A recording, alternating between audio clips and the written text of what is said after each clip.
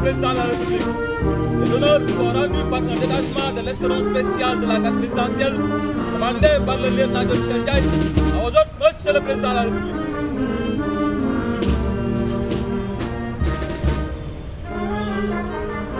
The nearest I was to West Africa. West Africa, was when I was visiting Chitu. I have been many, I was visiting the refugee camp on a number of occasions. So,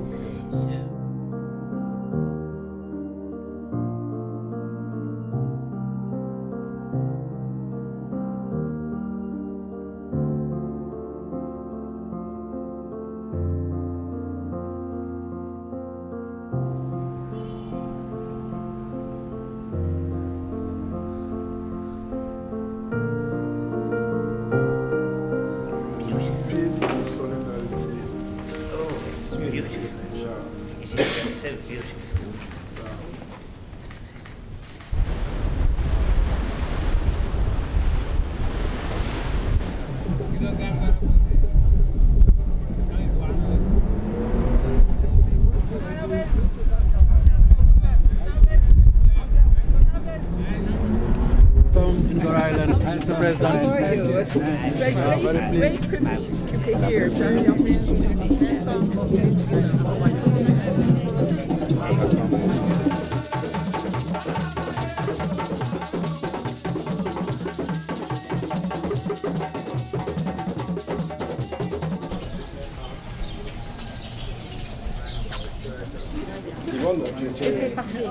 Voilà, merci. Allez, au revoir. Merci. I introduce you to Mr. Elwa Koli, the curator of the slave house. great pleasure. Very, my pleasure. Very happy to have you. I guess the first to say welcome inside the famous house of slaves of Gorée Island. Okay. Before shipping to America. But you're also very close to Venezuela, Brazil. Yes. Thank you for coming. Yeah. Thank you for coming. Thank you. So,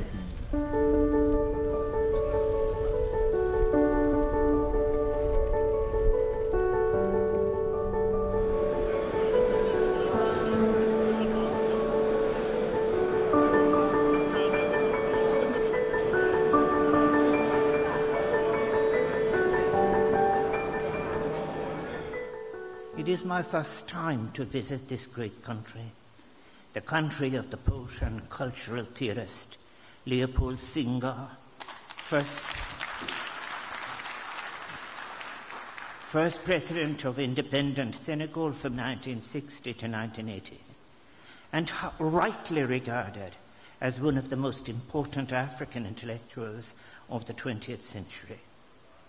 It was Senghor who remarked, "Africa is not an idea, it is a knot of realities."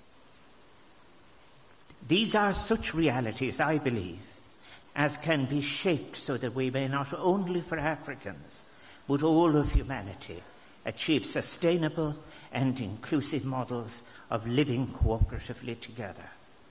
And I speak to you today out of a sense of seeking hope, a hope born of recognizing the potential of a continent on which the prospects of so much of our shared future rests. Today Africa is the continent of the young, accounting for 20% of the young people of the world, a continent of over 1.4 billion people, constituting 17% of the world's human population. It is from Africa that we all came, and it is from Africa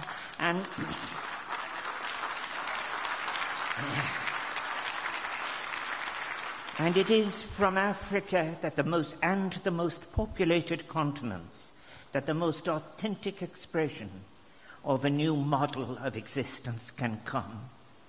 I believe may come, and it will, a new model of balanced social, economic and ecological practice that can connect with the diversity of people and circumstances as necessary. There are specific issues that must be addressed now, all of which have consequences for food security in the long term. At the top of our mutual agenda, I humbly suggest, must be securing the positive role of women as landholders and as full participants in decisions in relation to food production, distribution and nutrition. It is on this great continent that we might perhaps see the playing out delivery of the fruition of our efforts at achieving United Nations Sustainable Development Goals, provide an adequate anticipation and response to climate change. In short, I repeat, achieve that vital connection between economy, society, ecology and culture and Mother Nature that we so urgently need and cannot postpone, involving as it does the future of the planet itself as a habitable space. Let us endeavour together then in our diverse world, beginning again in Africa, seek to build such a cooperative, caring, non-exploitative global civilization. Let us make this century our Africa century, one which will see the continent become not only free from hunger, a shared continent in a global family, one based on the firm foundations of respect for each nation's own institutions, traditions, innovations, experiences and wisdoms, founded on a recognition of the solidarity that binds us together as humans and an acknowledgement of the responsibility we share for our vulnerable planet, for Mother Nature, and the fundamental dignity of all those who dwell in it. Chairperson.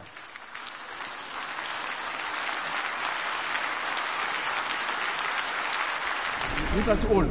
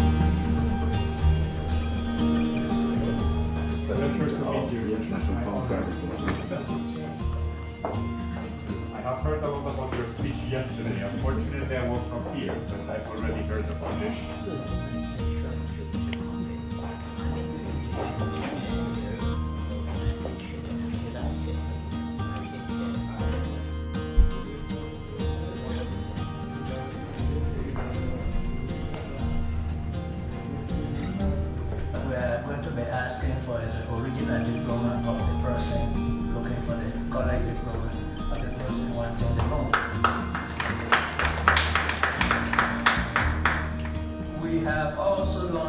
second financial inclusion strategy, and its main focus is going to be that it should submit itself to the test of field studies, and particularly as it involves women, as in particular it involves female women farmers, and so on. And I worry about that because one could, in fact, actually see the initiative as having a distance from the direct experience of the people who are providing 70% of the labour.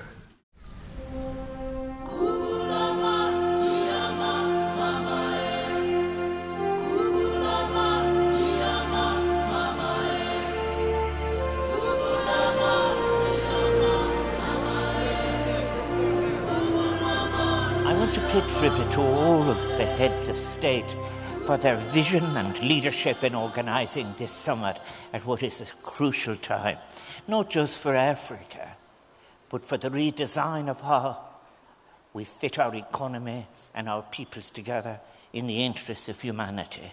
It's been a privilege to be present at what I believe is a meeting that has the capacity to have an enormous response, not just for the needs of Africa, but for the needs of humanity at this time.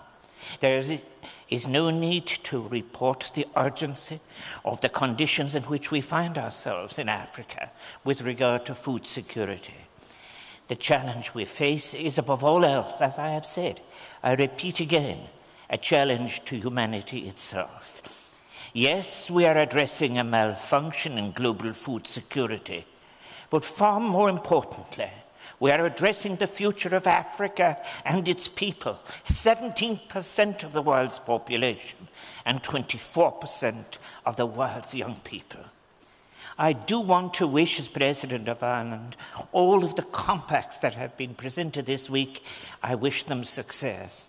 It is of importance, and it gives them a strength that they are under the vigilance of elected leaders, so many of whom have such good records on inclusion in relation to gender and to youth.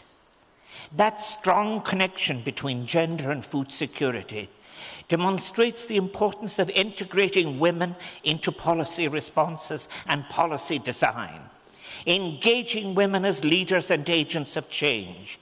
In decision-making, this must be central to our policy response to feeding Africa and deepening that paradigm that is emerging, that paradigm shift in the discourse on food security. The challenges ahead are urgent, and they can seem increasingly daunting. Let us recognize the scale of the agenda we face, after all, addressing hunger and global food insecurity, tackling climate change and biodiversity loss, protecting rural communities, continuing to build an inclusive, peaceful, resilient, and sustainable world, which seems at times to slip away from us. All of this in a world increasingly riven by geopolitical tension and dangerous narratives of war and military conflict. In these dark moments, let us look to the resources and influence that Africa can harness. And let us not just dream, but decide to act together to make this century Africa's century, a continent with 60% of the world's arable land, which can not only feed its growing population, but become a net exporter of sustainable food to the world.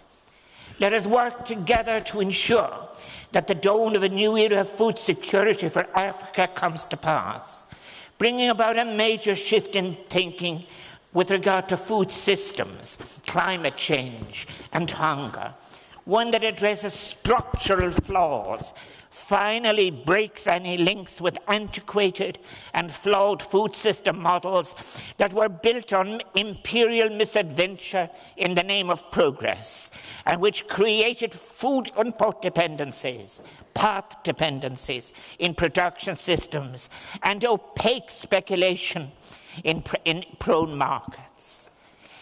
Let us vow and let us ensure that food security is never used as a pawn in relation to the negotiation of trade deals. Let us bring to fruition a food production model that addresses the critical dimension of food insecurity, availability, access, utilization, stability, sustainability, and agency. Addressing the vicious cycles of conflict, climate change, poverty, food insecurity, once and for all. This has been a great conference, and now we must fill its results with actions. Jared.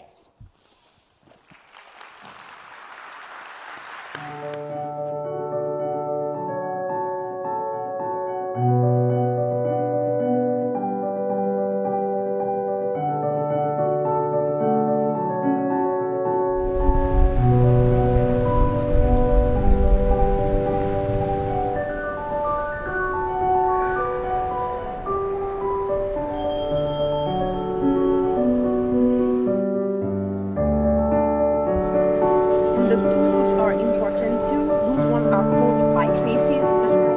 Biologists have a PhD in anatomy. They received the first one of which received the Nobel Prize.